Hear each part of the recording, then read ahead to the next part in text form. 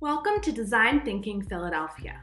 What's that, you ask? Well, design thinking is a way of tackling problems that don't have easy answers.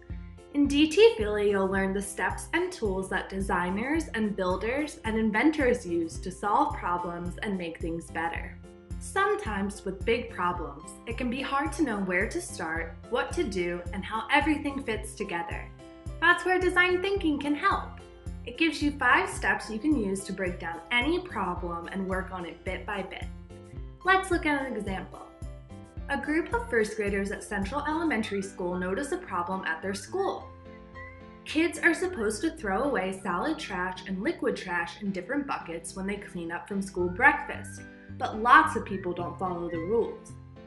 This makes the janitor's job harder and sometimes makes a mess in the sinks and on the floor. With their teacher's encouragement, they decide to do something about this problem so they can help make things better for the janitors.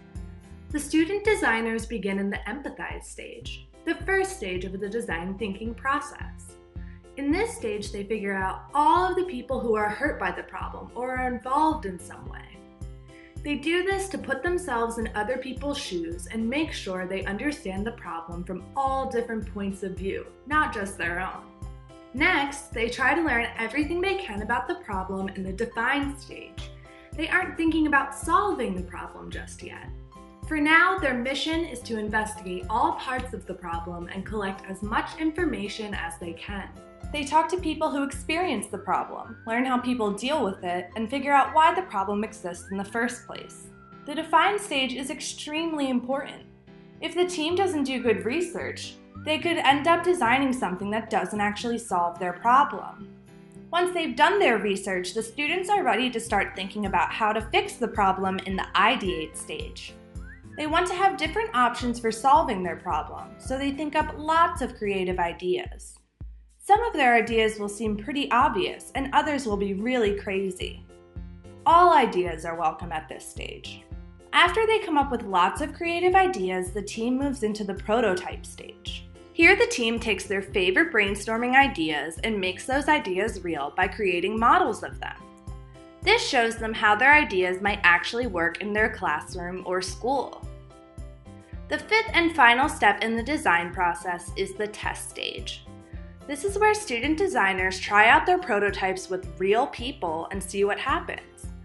Unexpected things sometimes happen during testing, and that's okay, because the team can use what they learned to make their prototypes better and to get to the best possible solution. A designer's journey doesn't always go in a straight line. Sometimes you have to backtrack or repeat a step to get where you want to be. The process of going back to the drawing board to make your ideas better is called iteration, and it's part of being a good designer. When solving a problem, it's important to use all 5 steps of the design thinking process because when you empathize, you see the problem from different points of view. When you research, you get a deep understanding of what's going on.